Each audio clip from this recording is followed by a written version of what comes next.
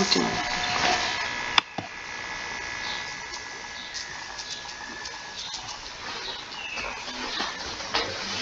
¿Ya estamos o estamos en pausa? No, ya está. Y ya, un saludo a todos.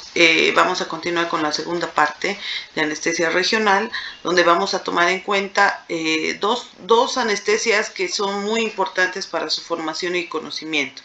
Las anestesias del neuroeje, o clasificadas como anestesia o bloqueos de tipo central. Entonces, dentro de esos bloqueos de tipo central se encuentra la anestesia peridural y la anestesia raquídea.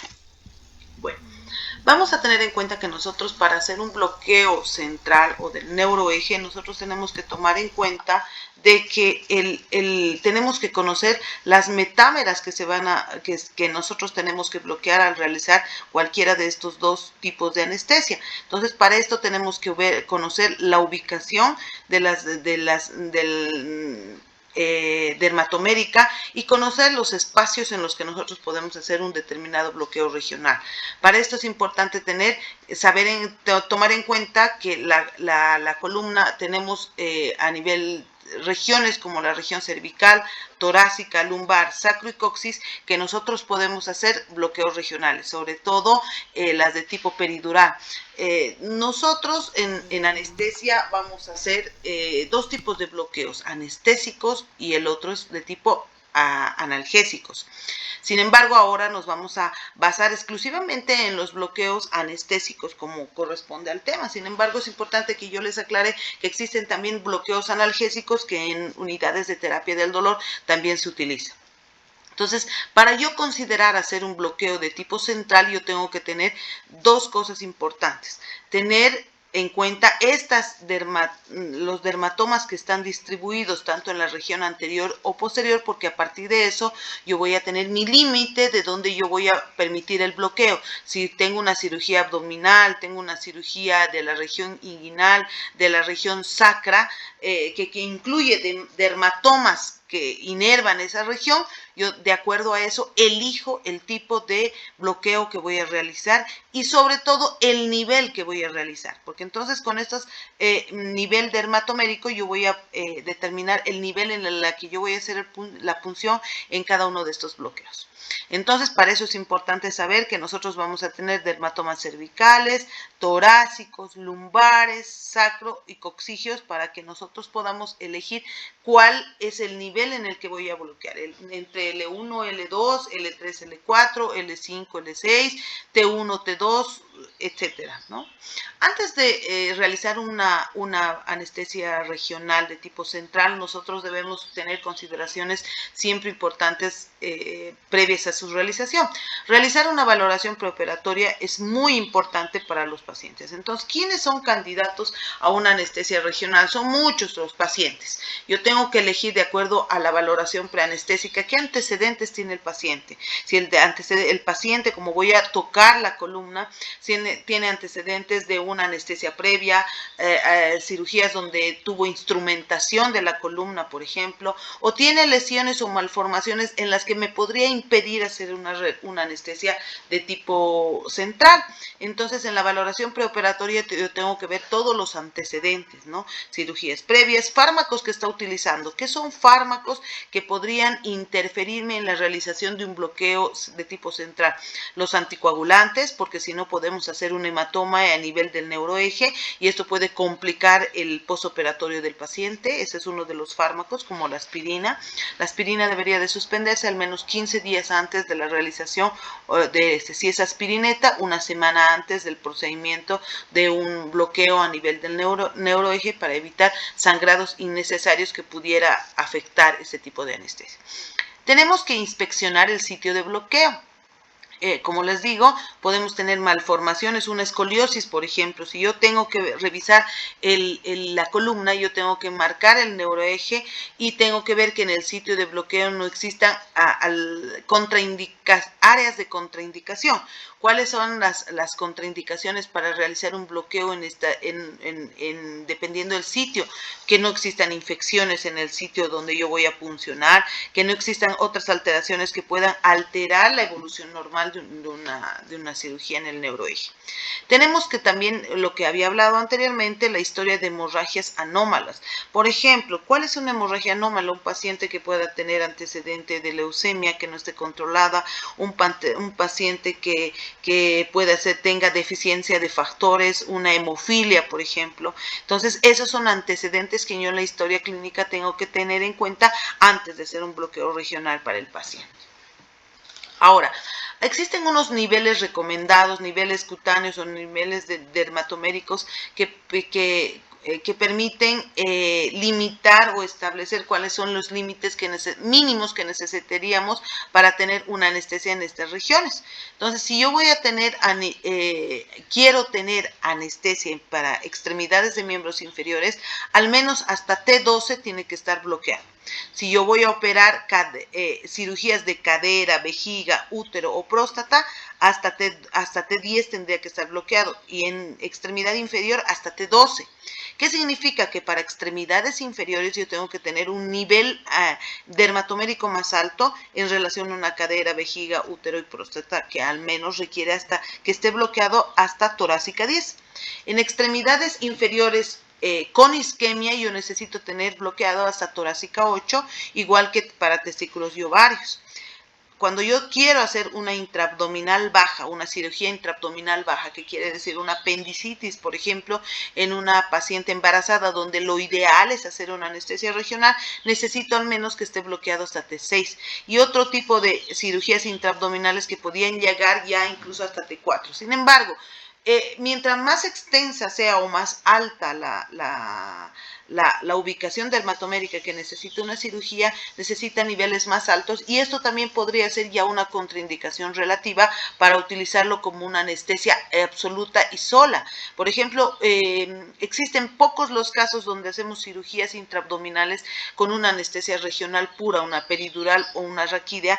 El caso más indicado sería una anestesia para una embarazada, donde lo ideal es una anestesia regional.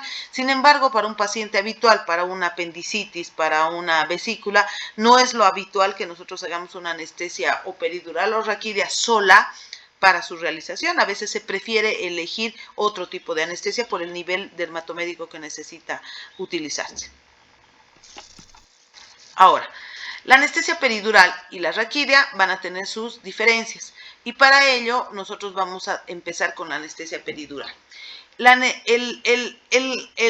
anestesia peridural está en un área totalmente diferente a la que se encuentra el espacio subaracnoideo o raquídeo. En general, el raquis o el canal raquídeo en general, como se lo toma en cuenta, es cilíndrico y va desde el agujero occipital hasta el hiato sacro.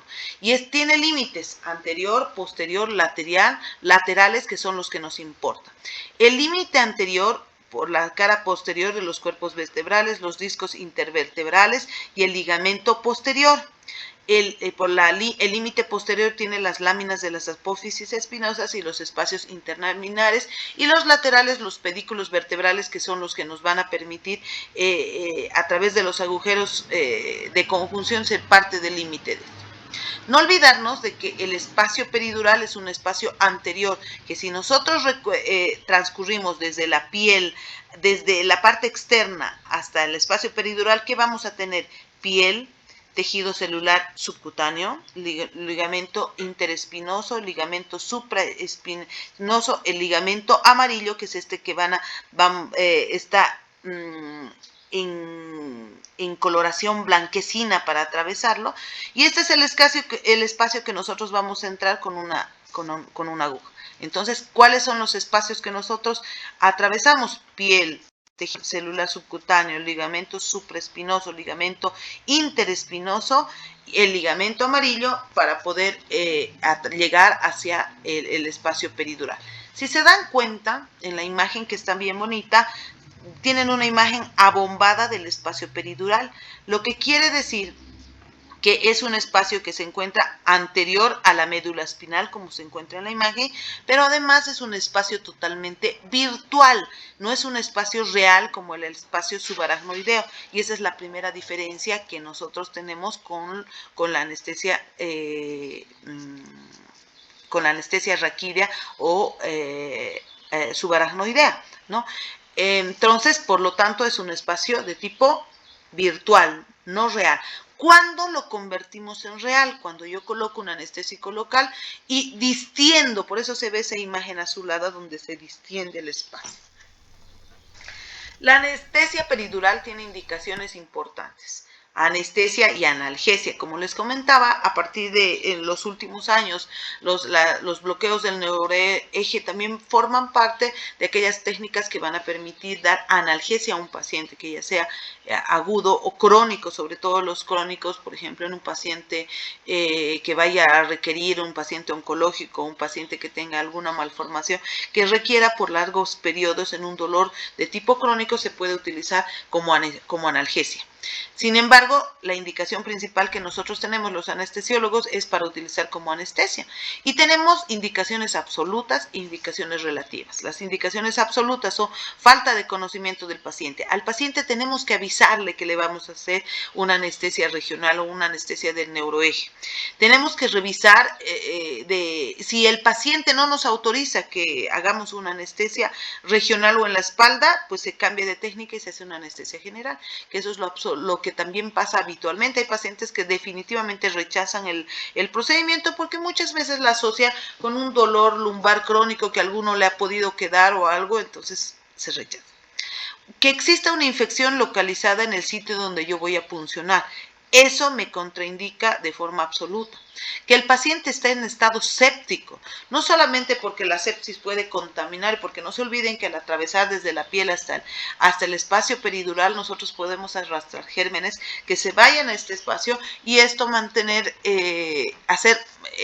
que los gérmenes de la superficie pasen al neuroeje y ahí el paciente ya se encuentra con un estado séptico completo que puede llegar a meningitis con el paciente. Entonces, por eso es una contraindicación absoluta que nosotros tengamos el ingreso o la sepsis generalizada. En la diapositiva está como, tiene un error, ahí dice indicaciones absolutas, es contraindicaciones absolutas, ¿no?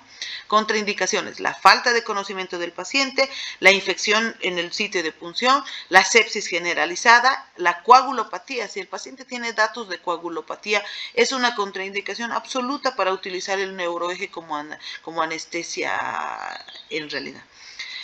Y el aumento de la presión intracraneana también es una de las indicaciones absolutas. Dentro de las relativas tenemos las contraindicaciones relativas, infección localizada de forma periférica al sitio donde yo voy a puncionar, que sea aislada, que se encuentre a 10 a 15 centímetros donde yo voy a hacer. Que existe hipovolemia, ¿no? Yo puedo estar con un paciente y le van a operar un miembro pélvico, el fémur, por ejemplo, por un accidente de tránsito, pero sin embargo, por el mismo accidente o la lesión, ha perdido mucha sangre y el paciente está en estado hipovolémico. Entonces, la hipovolemia es una contraindicación relativa para hacerlo. Podría compensarse esa hipovolemia y nosotros utilizar una anestesia regional, también es válido, pero por eso es una contraindicación relativa, depende de la hemodinamia del paciente. Enfermedades del sistema nervioso central, dependiendo qué tipo de enfermedades, por eso es que no todas. Si yo tengo un paciente con compresión o tengo una ciatalgia, probablemente no sea una contraindicación absoluta ni relativa. El dolor lumbar crónico también es una contraindicación relativa. ¿Por qué? Porque lo pueden asumir de que nosotros por la anestesia van a tener un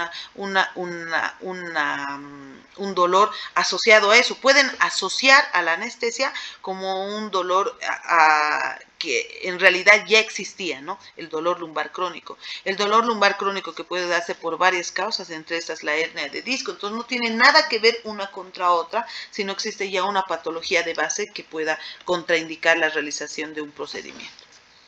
Ahora, la anestesia peridural existe de dos formas, la anestesia peridural única o a dosis única o la anestesia peridural continua como es esta, cuando nosotros utilizamos catéteres peridurales.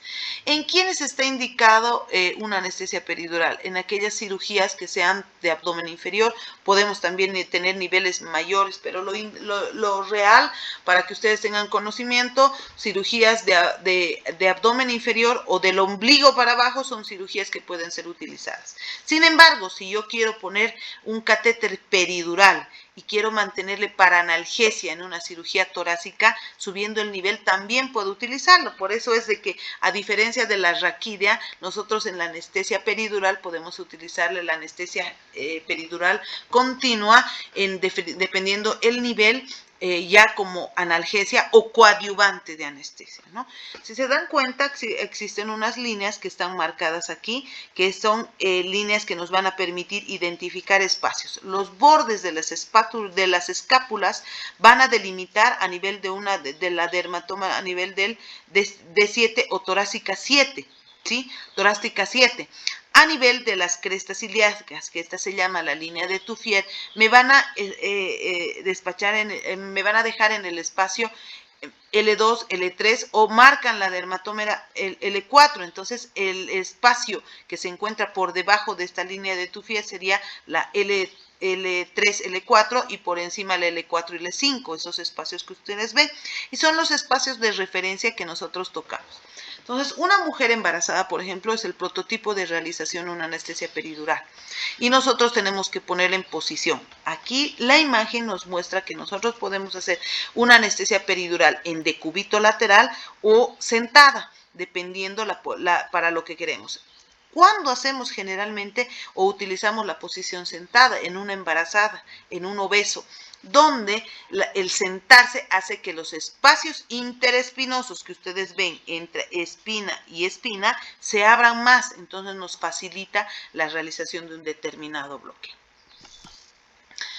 La anestesia peridural, para su realización, ya decíamos, tenemos material que se utiliza.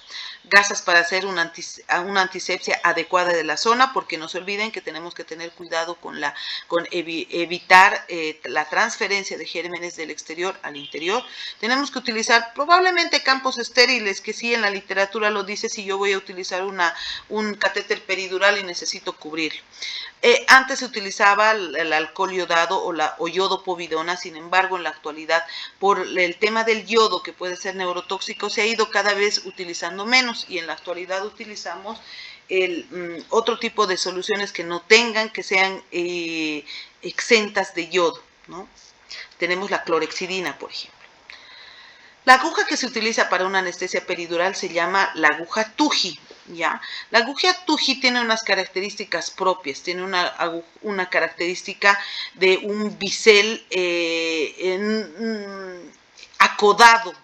Voy a retroceder las diapositivas y voy a mostrar cómo existía en la anterior diapositiva la punta, ¿sí?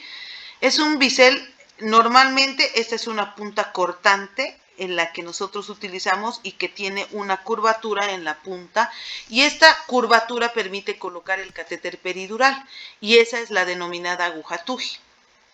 Si nosotros tenemos un paciente en el que está despierto y no está con una anestesia general, va a sentir el dolor entrar desde la piel, entonces utilizamos agujas para infiltrar ya la piel y utilizar con anestésico local.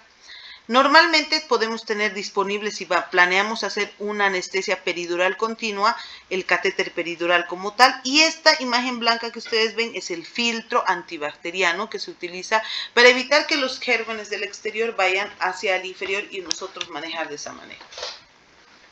Por lo tanto, además tenemos que tener diferentes tipos de jeringas para colocar no solo hacer la infiltración, sino hacer la colocación del anestésico local, y obviamente guantes estériles, que es lo que nosotros vamos a utilizar. Ya hemos dicho que la anestesia peridural puede ser simple y que vamos a colocar una sola dosis en el espacio peridural y listo, esa es la simple, con una sola dosis. La continua es a través de un catéter peridural y se van a ubicar en lo que les platicaba en la anterior diapositiva, la aguja Tuji, que tiene la característica primero de tener marcas. Se están dando cuenta de que existe una parte blanca, una parte negra, que son marcas por centímetros, para saber cuántos centímetros yo utilizo para llegar al espacio peridural. Entonces, en el espacio peridural y en la punta de la aguja Tuji nosotros tenemos una la salida del catéter peridural. Y generalmente esta punta, que se llama la punta de tipo Uber, es una inclinación o una acodadura que hace que la orientación del catéter pueda ser redirigida, ya sea hacia abajo o hacia arriba. En este caso lo más común es hacia arriba, como se ve en la imagen. Entonces, para hacer el procedimiento nosotros tenemos que tener en cuenta la posición anatómica. Si nosotros vamos a utilizar con iodopovidona o vamos a utilizar con clorhexidina, más que el pintado es la limpieza desde un nivel amplio para que nosotros podamos manipular. Tenemos que tener la localización de la punción. ¿En qué espacio yo voy a hacer? Voy a utilizar la línea de Tuffier para que me identifique el espacio L4, L5, L3, L2, donde voy a hacer la punción. Y la introducción de la aguja, que necesariamente hacemos en peridural que la punta se ubique de forma cefálica. Nosotros tenemos varias técnicas en anestesiología para identificar el espacio epidural. Sin embargo, la pérdida de resistencia al atravesar el ligamento amarillo es la más común. Esa pérdida de resistencia nos va a identificar en el espacio. La detección del espacio peridural, que hace que nosotros podamos ingresar a este. Y nosotros podemos introducir el catéter a través de la aguja TUJI aproximadamente. Podemos utilizar más de 3 centímetros, como dice en la diapositiva, o 3 como límite, dependiendo lo que nosotros queremos y el nivel de metámera que necesitamos tener de analgesia para ello. Necesitamos fijar el catéter adecuadamente para que si yo voy a colocar un catéter peridural es porque requiero es una cirugía prolongada y requiero repetir las dosis durante la anestesia. ¿Qué quiere decir? Que la cirugía, normalmente una anestesia peridural común dura alrededor de 3 a 4 horas. Pero si yo tengo una cirugía de 8, 10 horas, el catéter me permite colocar mayores dosis a lo largo del tiempo sin que yo tenga que volver a utilizar otra técnica anestésica, ¿no? Necesitamos conectar o colocar un conector de catéter y colocar la protección del espacio peridural a través de un apósito. Entonces, lo que repetíamos en el resumen de las anteriores diapositivas.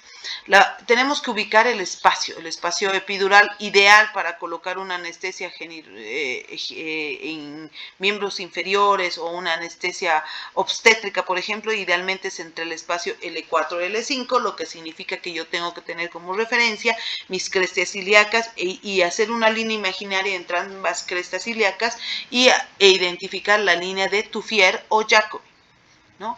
Para recién atravesar en este orden los espacios: piel, tejido celular subcutáneo, ligamento supraespinoso, ligamento interespinoso, ligamento amarillo, y al atravesar esa resistencia del ligamento amarillo es el que identificamos el espacio epidural, que hay una pérdida de resistencia para su ubicación.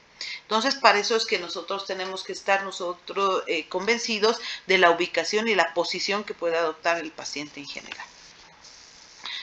Cómo llegar al espacio peridural. Habíamos dicho que existen varios métodos para identificar nuestro espacio. Entre esas está la gota colgante de Gutiérrez, que es denominada así, donde nosotros en la punta, en esta parte, colocamos una gota, ya sea de solución o anestésico local, y vamos introduciendo hasta llegar al espacio. Y esa pérdida de resistencia del ligamento amarillo hace que nosotros podamos absorber esa gota. Y entonces estaríamos identificando el espacio epidural.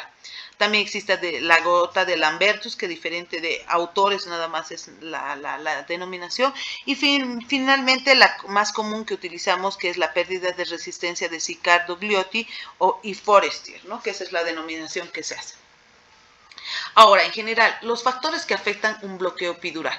El sitio de inyección, dependiendo del nivel donde yo voy a ubicar, vamos a tener cambios hemodinámicos y anestésicos propiamente de la anestesia en función de dónde vayamos a funcionar. El volumen y la dosis de anestésico que nosotros vamos a utilizar es variable y depende de la edad. El volumen depende de la edad, del peso y de la altura, o sea, del tamaño del paciente. Entonces, en función de eso, yo elijo o calculo la dosis y por lo tanto, eso también puede determinarme el nivel de anestesia. La rapidez con la que se hace la inyección del anestésico también influye. Entonces, si voy a colocar de forma rápida o de forma lenta, puedo yo tener la ubicación de un nivel más alto, probablemente cuando yo administro de forma rápida el fármaco. La concentración del anestésico local depende esto de la edad del paciente y de la indicación. ¿Me entiende? Si yo voy a utilizar para una anestesia porque quiero operar, hacer una cesárea o hacer una cirugía de miembro inferior, lo ideal, si voy a utilizar bupivacaína, por ejemplo, utilice a 0,5% de concentración. Pero si yo voy a utilizar esa misma bupivacaína como analgésico, tengo que cambiar la concentración y debo utilizar al 0,25, al 0,125, que son concentraciones más bajas, ¿no? Eso en un adulto. De igual manera, la edad influye. En un niño menor de 10 años, yo no puedo utilizar fármacos a una concentración alta, como sería la bupivacaína al 0,5%. Lo máximo que puedo utilizar es a concentraciones del 0,25%. Por lo tanto, los fármacos, la concentración de un fármaco influye en el tipo de anestesia que yo le voy a realizar. Y también podemos utilizar tanto en la peridural como en la raquídea el uso de adyuvantes. Estos adyuvantes, la mayoría tienen por objetivo mejorar o potenciar la analgesia. Entonces existen diferentes fármacos adyuvantes que van a ir a tener esa función. Los fármacos, podemos utilizar los anestésicos locales, las aminas, como la lidocaína, la bupi, la levobupi. Podemos utilizar adyuvantes como el fentanil, el sufentanil, la morfina, que son coadyuvantes de tipo opioide. Pero también tenemos otro tipo de coadyuvantes que no son necesariamente aquellos que van a potenciar el estado analgésico, pero sí van a tener, influyen en el inicio de la acción del fármaco, como el bicarbonato o la clonidina, que puede prolongar el estado analgésico del fármaco, ¿no? Entonces es importante que sepamos nosotros cuáles son los coadyuvantes que van a ir al espacio peridural. Los anestésicos locales en general tienen una absorción de tipo, una difusión de tipo longitudinal, que dependiendo del volumen va hacia arriba o hacia abajo. Entonces ahí influye la velocidad de administración del fármaco. Tenemos también una absorción de tipo vascular, ya que en este espacio te existe un plexo venoso y arterial, y que obviamente cierta parte del fármaco puede absorberse por esto, ¿no? Y por eso tenemos que calcular los anestésicos locales en función de evitar una toxicidad por anestésico local que pueda causar una toxicidad sistémica. Por eso, antes de administrar el fármaco, nosotros tenemos que verificar de que no hayamos hecho una punción del plexo y que pueda irse al torrente circulatorio, ¿no? Tenemos también una difusión del fármaco centrífuga, que se va hacia los agujeros de conjunción, bloqueando también las raíces nerviosas. Una difusión centrípeta, que es a nivel de la raíz medular. Esa centrípeta que va hacia la raíz medular y bloquea las áreas circundantes a la médula.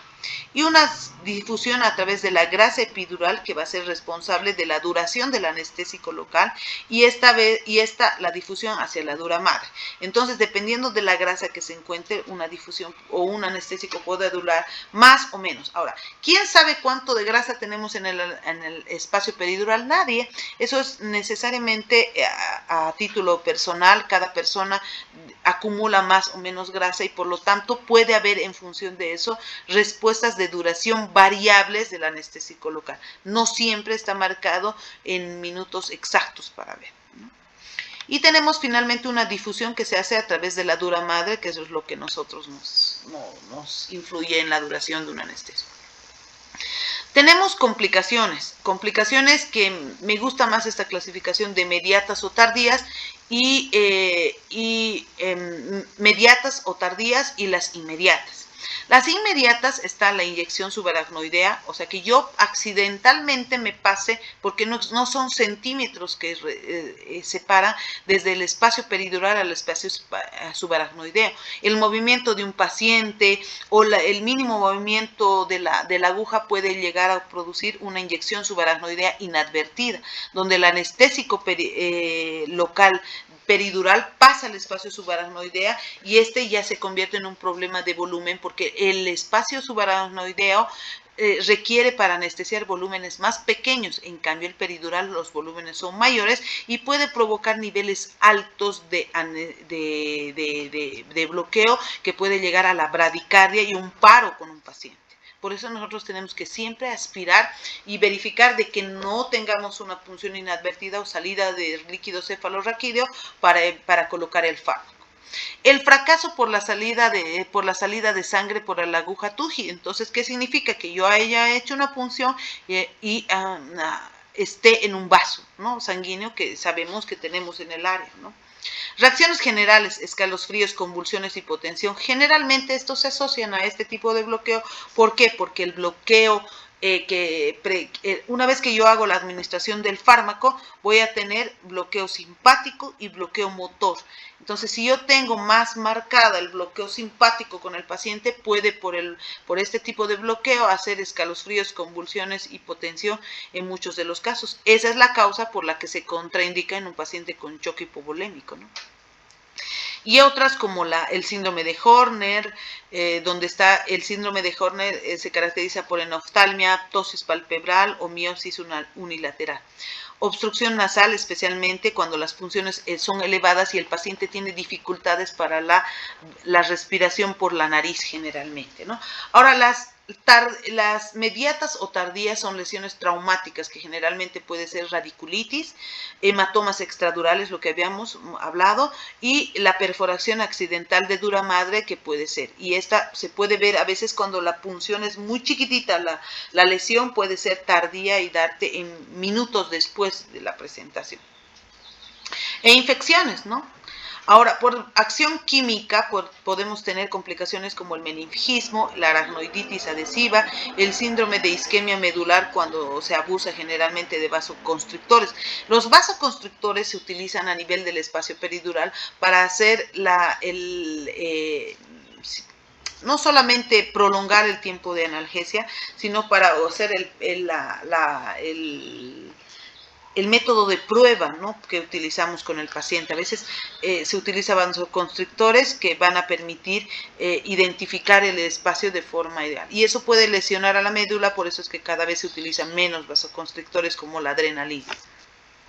Ahora, la anestesia raquídea tiene muchas similitudes con la anestesia peridural, principalmente en la ubicación de los espacios, ¿no ve? Es una técnica regional que administra espacios en el espacio que utiliza la colocación de anestésicos locales en el espacio subaracnoideo, pero a diferencia de la peridural utiliza volúmenes muy pequeñitos. En el espacio peridural podemos utilizar en un adulto 20 mililitros de bupivacaína isóbara, y en el espacio subaracnoideo para hacer una anestesia raquídea se utiliza 2 a 3 mililitros de volumen con un fármaco hiperbárico, que quiere decir pesado muchas veces, y que es la acción del anestésico local sumado a dextrosa o soluciones glucosadas que hacen que el anestésico local, son preparaciones que ya vienen, que hacen que sea hiperbárico generalmente. Entonces, ¿de dónde sale el término isobárico,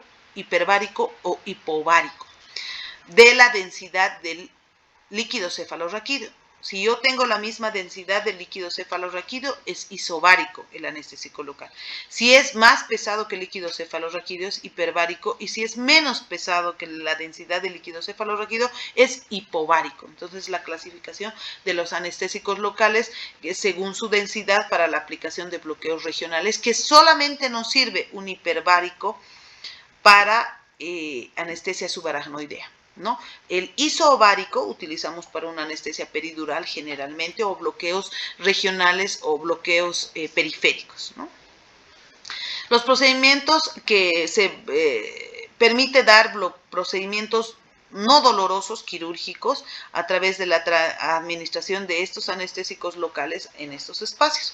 Las cirugías, todas los que les había dicho en resumen para ustedes, del abdomen inferior, procedimientos abdominales, inguinoescrotales, las cesáreas, las intervenciones urológicas, cirugías de urgencia en abdomen inferior y analgesia posoperatoria, aunque bien, debo aclarar que quien tiene menos posibilidades de analgesia posoperatoria es la raquidia. Solamente se limita la anestesia raquidia, analgesia posoperatoria, al tiempo de duración tiempo de acción de los fármacos en ese espacio. Es imposible colocar un catéter raquídeo para la analgesia posoperatoria. No. Sí se coloca catéteres continuos en el espacio raquídeo o subaracnoideo, pero es para analgesia, la utilización de reservorios intratecales para analgesia, y que generalmente en la actualidad su indicación es para aquellos pacientes con patología oncológica terminal, ¿no? Que eso es importante considerar. Aquí las referencias de los mecanismos, ¿sí? Aquí podemos utilizar para cirugías de la región anal, por ejemplo, bloquear hasta S2, S5, en pie L1, L2, L3, pierna y muslo que tiene que estar bloqueado por lo menos hasta L1, cadera y cirugía endoscópica útero-vesical obstétrica hasta T10. La cirugía cólica o de vesícula urológica ginecológica tiene un nivel de bloqueo de T6 a T8 debe tener, y una submesocólica de L2, L5 que podría ser como coadyuvante probablemente de una anestesia general. La posición podemos utilizar en decúbito lateral, podemos utilizar en decúbito en sentada, y una posición que me faltaba en la anestesia peridural, que es el decúbito ventral. También se puede hacer bloqueos en decúbito ventral en anestesia peridural y raquídea, que eso dependerá de lo que yo piense. Generalmente, si yo tengo un niño intubado y van a operar la región perianal y el niño ya está intubado y se van a operar en decúbito ventral, yo hago el bloqueo en decúbito ventral y ya no le modifico la posición en la que vamos a hacer. Entonces, podemos hacer en posición sentada, ya les decía en quienes, en obesos, en pacientes obstétricas, o generalmente estos de preferencia en función también del usuario. Igual que en la anestesia raquídea, nosotros ¿qué tenemos? Que atravesar, tenemos que tener material estéril, campos fenestrados, probablemente campos de tela. Aquí en la imagen ustedes van a ver que todo es desechable dependiendo de los equipos, guantes estériles, solución fisiológica, porque muchas veces para diluir los fármacos utilizamos las soluciones fisiológicas, y en el caso de una peridural, por ejemplo, para diluir el fármaco de una concentración a otra. Antisépticos, lo que tengamos, clorexidina, iodopovidona, etcétera. Lo ideal en la actualidad, ya les he dicho, clorexidina que tiene que limpiar. Pero no se olviden que la clorexidina también, antes de ingresar al espacio subaracnoideo, debe limpiarse, ¿no? El espacio con solución fisiológica para evitar remanentes de la propia clorexidina. Jeringas de todo tamaño, generalmente en la raquídea de 5 a 10, no más, porque no vamos a poner volúmenes mayores. Ya las agujas raquídea, que a diferencia de las tuji o de raquídea, van a ver, esta rosada en esta imagen es una aguja tuji. Esta es una punta de aguja tuji. Son agujas mucho más gruesas que para hacer una anestesia raquídea o espinal. Son más delgaditas las espinales. Y por lo tanto, esto hace que nosotros tengamos que tener máximo cuidado. ¿Cuál es el objetivo? Más adelante les voy a comentar. Las agujas de tipo Whitacre, que tienen una punta. Aquí también jugamos con algo bien importante, el bisel. El bisel, si es cortante, es una aguja de tipo, una punta de tipo quinque, que es cortante. Pero se ha visto que con esta aguja vamos a tener más complicaciones de una anestesia, de una complicación que se llama en anestesia raquídea, que es la cefalea postpunción, que en la aguja de tipo Whitacre no existe, porque la punta es roma, y lo que va a hacer en los espacios es divulsionar los espacios, ¿no? Entonces, nosotros utilizamos en anestesia mínimo de la 25 a la 27G, que son agujas, por lo tanto, muy delgadas para su uso. Entonces, ¿dónde vamos a hacer? Lo mismo, a diferencia del anterior, vamos a hacer antisepsia de la zona puncional, vamos a ubicar el nivel metamérico que nosotros queremos para bloquear e identificar, de acuerdo al sitio de punción, el nivel donde vamos a hacer el que requiere para su anestesia. Se debe puncionar la piel para, en el caso de que el paciente no esté sedado, hacer un abombamiento con anestésico local para llegar y anestesiar el área más dolorosa, que sería piel. Nuevamente, con este tipo de anestesia pasamos piel, celular subcutáneo, ligamento supraespinoso, interespinoso, ligamento amarillo y dura madre en este caso. ¿Ya? La secuencia de anestesia raquídea, como en la peridural, el bloqueo simpático es el que se produce en la peridural antes que el bloqueo motor. En cambio, en la anestesia raquídea casi van de forma paralela. Si bien empieza con un bloqueo simpático, el bloqueo simpático en la anestesia peridural puede durar alrededor de 3 a 5 minutos antes de que se produzca el bloqueo motor. En cambio, en la anestesia raquídea, el bloqueo simpático dura menos de 1 minuto y el bloqueo simpático para instalarse inmediatamente el bloqueo o la parálisis motora que necesitamos del miembro, que aproximadamente es menos de 1 minuto. ¿Qué pasa con el bloqueo simpático? ¿Qué sensaciones va a sentir el paciente?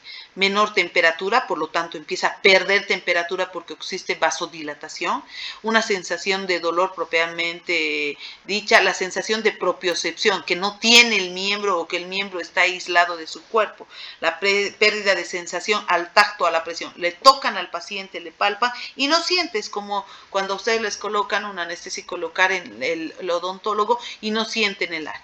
Y finalmente la parálisis motora, donde no puede mover el miembro el paciente, ¿no?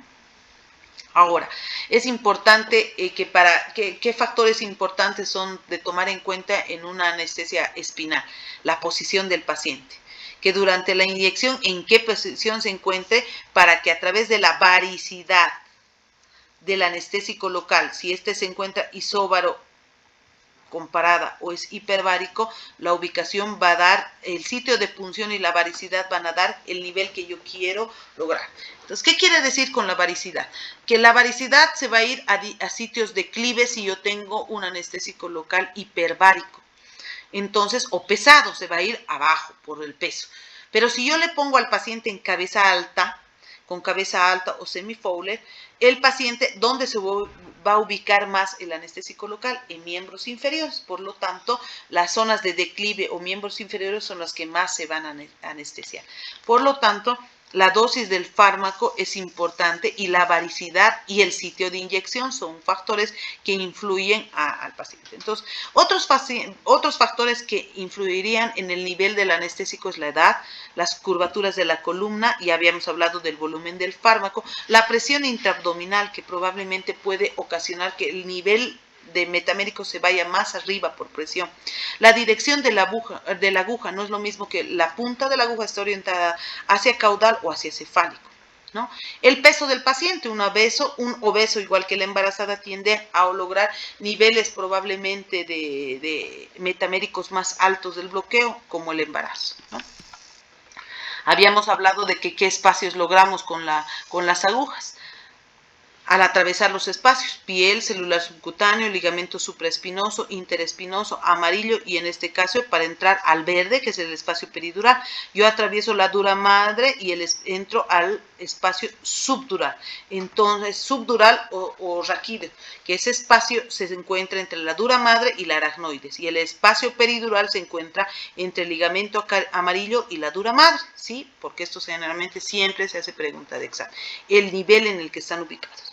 El espacio peridural es un espacio virtual porque hemos visto que con el anestésico local, al desplazar el anestésico local, abrimos ese espacio.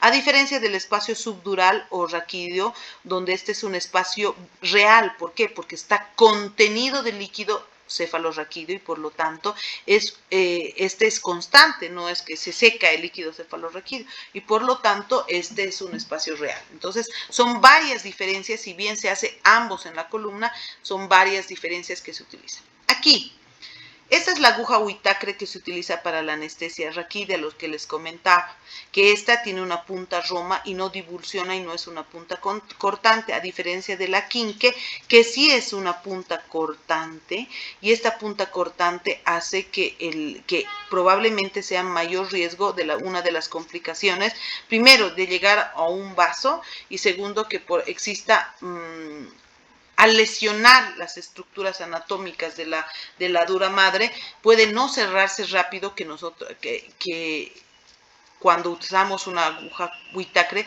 que divulsiona, se cierra inmediatamente. Entonces, estas puntas que ven aquí diferidas, la punta cortante, la quinque, y las otras, que esta sería la Whitacre, la punta con orificio lateral, hace que divulsionen, y esas son las ideales en el momento de usar, ¿no?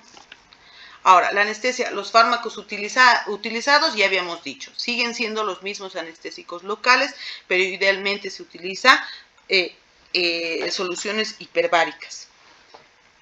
Podemos utilizar adyuvantes, sí, los opioides para potenciar la analgesia, como en este caso, y puede durar una analgesia con opioides de 6 a 36 horas. Normalmente una anestesia raquídea dura en un adulto entre 2 a 3 horas y en un niño menor a 1 hora, o 1 hora como máximo. Pero cuando coadyuvamos con estos fármacos como los opioides pueden durar hasta 36 horas, ¿no? Sin embargo, puede haber complicaciones como pruritos, retención urinaria, depresión respiratoria, náuseas y vómitos. Por lo tanto, lo importante es elegir qué tipo de fármaco voy a utilizar como coadyuvante y la dosificación para evitar efectos adversos. Las ventajas de una anestesia raquídea y en general peridural: tener la vía aérea permeable, protegida, menos estrés quirúrgico, menos fármacos a utilizar, menos probabilidad de comorbilidades, porque el paciente puede estar lo máximo sedado sin que tengamos que abordar la vía aérea, menor incidencia de trombosis, porque la vasodilatación que produce la anestesia como tal va a ocasionar de que no exista ese riesgo. Evitar, vamos a tener complicaciones intraoperatorias que incluso pueden ser tratables, la hipotensión y la bradicardia. Muchos o en los anteriores autores decían que nosotros deberíamos prehidratar al paciente, sin embargo, con coloides o cristaloides, una hidratación de 500 o 1000 mililitros, que en la actualidad cada vez se está desechando más, ¿no? Que más depende del fármaco que vayamos a utilizar y la dosis. La retención urinaria: si yo utilizo opioides, es probable que tengamos retención urinaria, que también a medida que se va eliminando el fármaco, esto es transitorio. Ahora, si yo avanzo, lo que les decía, coloco la dosis del espacio peridural y he hecho una punción inadvertida de la dura madre, yo puedo tener una anestesia raquídea total, y es el paciente en el que yo tengo que intubar y el paciente probablemente me haga un paro. Entonces, para evitar esa complicación, yo tengo siempre que aspirar y tener mucho cuidado en la administración de los fármacos. En las complicaciones postoperatorias tenemos la llamada cefalea postpunción dural, que generalmente esta es multifactorial, sin embargo es de las complicaciones más temidas, sobre todo en las embarazadas, porque se relaciona con una salida constante de líquido cefalorraquídeo y tracción de las meninges, y esto hace que cause una cefalea importante, que es en la región occipital, que aumenta con el movimiento y que se presenta generalmente entre las primeras 24 a 48 horas después de la anestesia. Y generalmente esta cefalea se asocia con agujas diferentes a la Whitacre, sino a la quinque, o sea, a la punta de bisel, porque existe el mecanismo probablemente de este tipo de cefalea, es la pérdida constante de líquido cefalorraquídeo. Por eso en esos pacientes es una cefalea que no cede con analgésicos convencionales. En vano le van a dar una aspirina, le van a dar un paracetamol o un ibuprofeno, no remite porque el mecanismo fisiopatológico es otro. Se sugiere reposo y a veces puede desaparecer espontáneamente. ¿Qué nosotros les damos normalmente? Coca-Cola, cafeína o fármacos vasoconstrictores de tipo antimigrañosos para que pueda mejorar o ocasionar menor salida de líquido cefalorraquídeo y mejorar el estado general del paciente. Es limitante la cefalea porque se levanta la paciente y le duele la cabeza, se recuesta, está en decúbito dorsal y calma el dolor sin necesidad de fármaco, ¿no? Entonces, pero es limitante hasta 5 días. Entonces, para eso incluso puede darse algunas otras terapias que son propias de la anestesiología. Podemos tener complicaciones como un hematoma epidural si no hemos tomado en cuenta las valoraciones preoperatorias del coagulograma. Podemos tener una sepsis local o infección local, abscesos epidurales, meningitis, aracnoiditis, sobre todo si yo no he tenido en cuenta o el cuidado de hacer buena antisepsia del sitio puncional. Y el síndrome de Caudaquina, que también puede presentarse. Contraindicaciones, igual que en la peridural, las absolutas y relativas. Absolutas, rechazo del paciente, te dice, yo no quiero hacerme una anestesia raquídea, doctora, ¿no? Entonces, eso. Infección localizada, bacteremia o septicemia. Alergia a anestésicos locales. Shock o hipovolemia grave en el caso de la raquidia. Coagulopatías, las coagulopatías en general o el aumento de la presión intracraneana, causas que estén dando aumento de presión intracraneana, afecciones neurológicas progresivas y dentro de las relativas a los pacientes psiquiátricos, ¿no? Tendríamos que tener en cuenta de que tendríamos que sedarlo bien o algo para darle este tipo de anestesia. Deformidades anatómicas de la columna que puedan también cambiar o ser una contraindicación relativa, y eso dependería del tipo de deformidad, la ubicación de la deformidad y la experiencia del usuario también. Predisposición a neuropatías, puede haber ansiedad o angustia el tiempo que dure el bloqueo motor raquídeo, la incapacidad para comunicarse, o sea, sobre todo en pacientes psiquiátricos o pacientes en la que diga qué puedo tener o no, y las afecciones neurológicas que ya estén estabilizadas. En la posanestesia, nosotros tenemos que ver, igual en la anestesia raquídea y peridural, la evaluación de la escala de recuperación. Normalmente en la recuperación tenemos que valorar al paciente, obvio, que esté estable hemodinámicamente. ¿Qué quiere decir que un paciente esté estable hemodinámicamente? Que sus constantes vitales no vayan a variar más del 10% de su basal. Por lo tanto, en cuanto entra al quirófano, yo tengo que tomarle siempre un basal.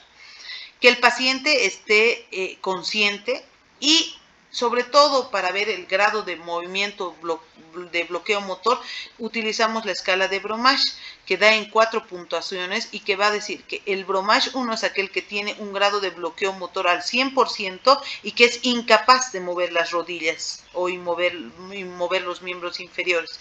Tenemos Bromage 2 cuando es un bloqueo motor del 66% todavía que existe y que puede mover solamente los piecitos.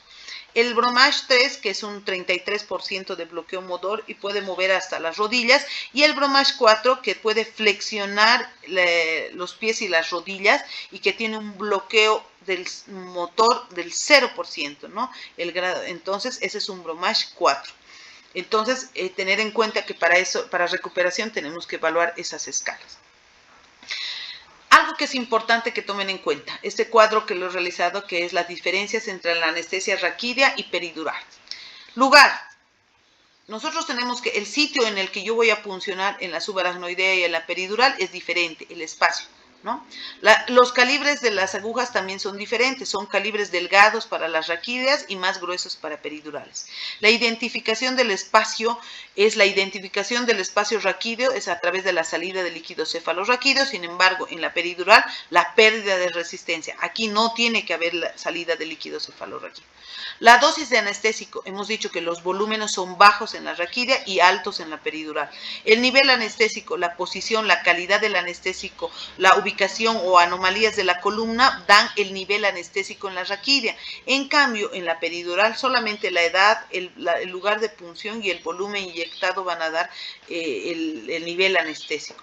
El lugar de punción por debajo del 1, por ejemplo, ideal en anestesia raquídea, se puede utilizar ideal, ¿no?, para los anestésicos, o de ombligo para abajo. ¿Por qué? Porque si yo me subo niveles con la anestesia raquídea superiores, puedo tener cambios hemodinámicos desde hipotensión a bradicardia. Y en toda la columna yo puedo hacer peridural. Y la anestesia peridural además me puede dar analgesia prolongada y crónica, ¿no ve? La instauración del bloqueo en la anestesia raquídea es rápida, menos de 1 minuto. En cambio, la peridural llega a tener hasta 3 a 5 minutos, tenemos que esperar el inicio de acción. El uso de catéteres continuos, usualmente no. Ya habíamos dicho que el único caso en el que utilizamos catéter en la raquídea es cuando utilizamos en pacientes oncológicos terminales. Y en la anestesia peridural, usualmente sí usamos catéteres en los pacientes. Los efectos secundarios, lo más temido en la anestesia raquídea, la cefalea postpunción dural, y en la anestesia peridural, la ruptura accidental o la punción inadvertida de dura madre que bloquea o nos ocurra a niveles altos de anestesia. Entonces, como verán, si bien son bloqueos regionales que nos van a permitir dar solución de tipo anestésica también tienen indicaciones y contraindicaciones para ellos. Entonces, además, por favor, para este tema, basarse en el libro de Massachusetts que se les va a pasar por la plataforma para que puedan complementar el tema, la parte teórica. Les agradezco su atención y nos vemos en el parcial.